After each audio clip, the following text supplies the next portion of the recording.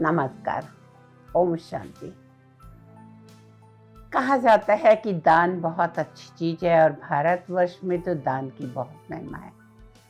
लेकिन ये भी कहा जाता है दान पात्र को देख के देना चाहिए। अगर आपने कुपात्र को दे दिया तो वही कई बार हमारे लिए पुण्य नहीं पाप का भागीदार हमको बना देता है।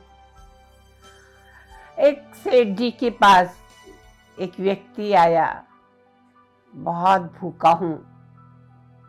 सेठ जी को दया आ गई, उसे पैसे दिए। जाके उसने भरपेट खाना खाया और पैसे बच गए थे तो सोचा काफ़ी दिनों से शराब नहीं पी है, चल के शराब पी लो। शराब पिया, घर आया, काफ़ी गरीबी थी और आप सब जानते हैं कि भारत देश में ज़्यादातर किस्से जो घरेलू हिंसा के होते हैं शराब पीने के बाद ही होते हैं, क्योंकि गरीबी होती है। वो व्यक्ति ने अपनी पत्नी से बहुत झगड़ा किया और अपनी पत्नी को बहुत पिटाई कर दी। शायद वो पहले से ऐसे करता रहा होगा, लेकिन आज तो उसने बहुत ज़्यादा पिटाई कर दी और उसकी पत्नी का सब्र का बांध टूट चुका था और उसने डिसाइड कर लिया अब मुझे और नहीं जीना है, और अगर मैं मर गई तो ये दो जो बच्चियां हैं इसको भी ये पता नहीं कहीं का नहीं छोड़ेगा, अनाथ रह के क्या करेंगे। और उसने दोनों बच्चियों को लेकर और खुद एक तालाब में कूद गई और तीनों की डेथ हो गई। कहानी यहीं खत्म नहीं होती है, कहानी आगे बढ़ती है। कई सालों के बाद वो जो सेठ ने दान दिया था, इस व्यक्ति को उसकी मौत होती है। ऊपर पहुंचते हैं और धर्मराज जी कहते हैं इनको नरक में ढकेल दो। सेठ जी बोलते हैं मैंने आज तक कोई पाप कर्म नहीं किया, फिर आप मुझे नरक में क्यों भेज रहे हैं, मुझे तो स्वर्ग में जाना चाहिए। तब धर्मराज जी खाता खोलते हैं और बताते हैं कि ठीक है आपने कोई पाप कर्म नहीं किया, लेकिन आपने इस एक व्यक्ति को जो पैसे दिए उससे उसने खाना खाया और उसके बाद शराब पी और घर जाके पत्नी को बहुत मारा, तो पत्नी और उसकी दोनों बच्चियों ने सुसाइड कर ली। तो इन तीन आत्माओं के मर्डर का जो बोझ है वो आपको चढ़ा। ना आप इतने पैसे देते, ना वो शराब पी के जाता, ना वो इतना मारा पीटी करता, ना उसकी वाइफ और बच्चों की डेथ होती है। भूखा था, आप खाना खिला देते। कहता बच्चों के लिए खाना चाहिए, उनको भी खाना दिला देते, लेकिन पैसे आपको नहीं देना चाहिए। कहने का तात्पर्य यही कि आज हम कई बार दया करते हैं कि चल बेचारा गरीब है। हर कोई चौरास्ते पे गाड़ी रुकती है, कई मांगने वाले आ जाते हैं, कुछ जेन्युइन भी रहते हैं, कुछ बच्चों को उनके घर से चुरा के और इस धंधे में भी डालते हैं। खैर अब तो ये काफ़ी गवर्नमेंट इसके ऊपर स्ट्रिक्ट हो गई है तो वो कम हो गया, लेकिन अब भी छोटी जगह तो ये होता है। बच्चों को उठा के दूसरे शहर से ले आते और फिर भीख मांगने के लिए लगा देते। कई बार तो यहाँ तक सुना गया कि उनको अपंग बना देते हैं ताकि अपंग देखकर कोई दान कर सके। कभी भी आपके सामने ऐसी कोई बात आए, कोई बोले कि बहुत भूखा हूँ, खाना खिला दीजिए। कई बार रॉयल रूप में भी लोग मांगने आते हैं आजकल बड़े शहरों में।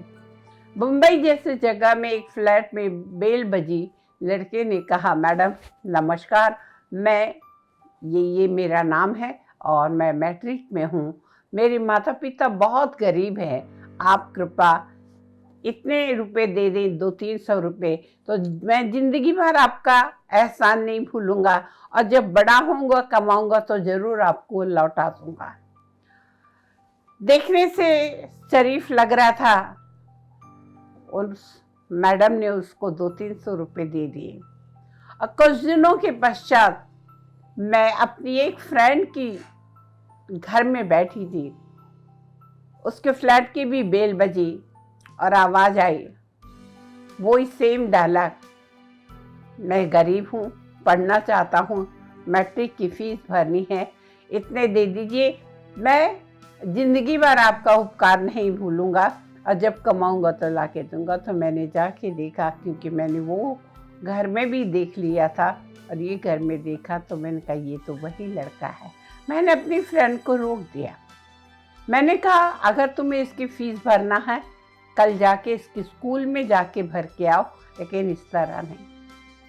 कहने का मतलब आजकल रॉयल भिखारी भी बन गए हैं। उस बच्चे का काम ही ये था कि अलग अलग फ्लैट में जाना और इस तरह से इमोशनल ब्लैकमेल करना, और अगर वो उस पैसे से चरस पीता होगा, कोई नशा करता होगा, तो उस पीढ़ी को हम कहीं ना कहीं अपंग कर रहे हैं, उस पीढ़ी को हम खराब कर रहे हैं। आने वाली को वो अपने दोस्त को बताएगा, ये आसान तरीका है, वो दूसरा भी करेगा, तीसरा भी करेगा, और उस सब के गुनहगार हम होंगे। कहीं पे भी कोई बोलता है मेरी स्कूल की फीस भरना है, उसके स्कूल में जाइए।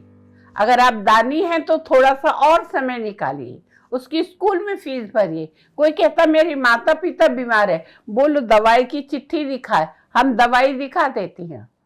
बोले माँ बाप भूखे हैं, ठीक है, उसको कुछ फ्रूट्स खरीद दो, कुछ खाना खरीद दो, जो आप खरीद के दे सकते हो। वो भूखा है, कहता है पैसे दो, आप आसपास कहीं कोई दुकान दिख रही है, होटल दिख रही है, मालिक को बोलो ये इसको खाना खिला दो, जो भी बिल होगा मैं दे रही हूँ या दे रहा हूँ। कम से कम इस तरह से हम पाप करने से बच जाएंगे, वरना जैसे सेठ जी को नर्क की सजा भुगतनी पड़ी, हमें रौरो नर्क की सजा भुगतनी पड़ेगी। क्योंकि हम तो आज 21वीं सदी के पढ़े लिखे लोग हैं, वो पहले वाला जमाना नहीं रहा, 2 पैसे 1 पैसे या 5 पैसे देने वाला।